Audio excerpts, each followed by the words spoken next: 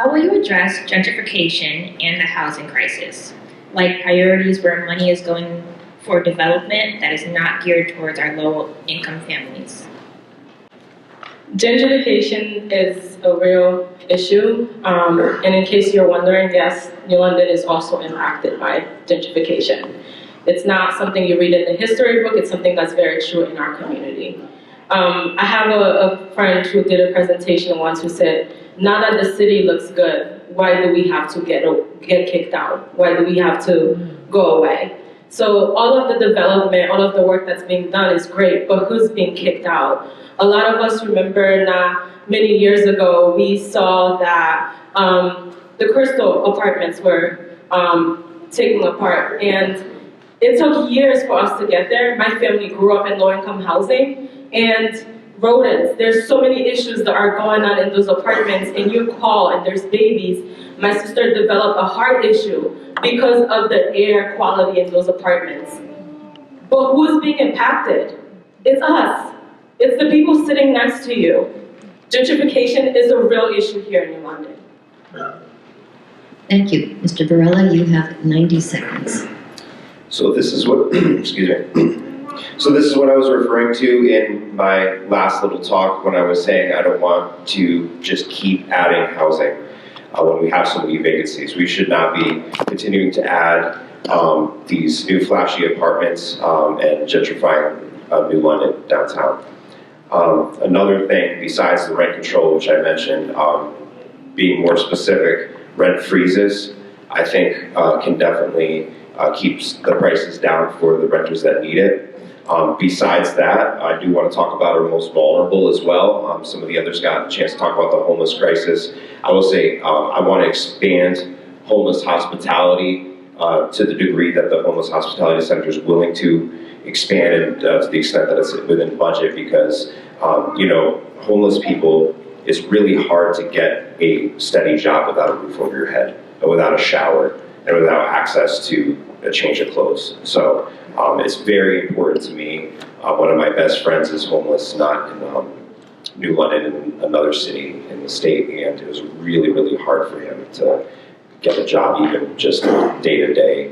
He tries doing the gig thing, one day working somewhere, one day working somewhere else, and now even then, it's hard for them to follow through with that. So that's just something that's really important to me, and I hope we can expand that as well. Thank you. Thank you. Ms. Miller, you have 90 seconds. Thank you. I mentioned before accessory dwelling units. It's a great thing that we have going on in our city, and I'll stress it again. If you have a single family home, you probably qualify and can put an ADU on as long as your first side is owner occupied. You can create another space for a family member, a young person to come in who's maybe going to school at Connecticut College or Mitchell College. And this is something that we have in our zoning regulations that we need to advertise and tell people about. We need to encourage the building of multifamily homes. We only have 5.5 square land miles in our city. There's not a lot of space. So when we're building, we have to build opportunities for one, home ownership, and two, for more people than just one single family to live there. I also want to see more creative use of our grant dollars. I was the only city councilor who voted against High Tide Capital getting $400,000 for their little project down on Atlantic Street, because we have lots of other projects that need doing in our city, and I don't know why we're giving all that money to a really rich developer. Nice guys, I appreciate that they're investing, but there's other needs that need to be addressed, and I think we need a little bit more creativity. Also, adaptive reuse of the downtown spaces. As we mentioned, we have a lot of empty storefronts. A way to attract people to come buy those buildings is to build up where you've already got the building on the ground floor, putting condos up top for, again, more owner occupancy opportunities is great ways to reduce gentrification and create more accessible housing in our city. Thank you. Mr. Ive, you have 90 seconds.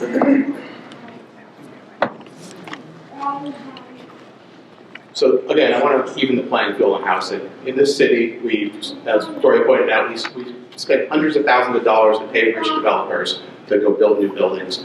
But we also have almost an entire hotel complex of Airbnbs, which are owned by mostly private equity firms.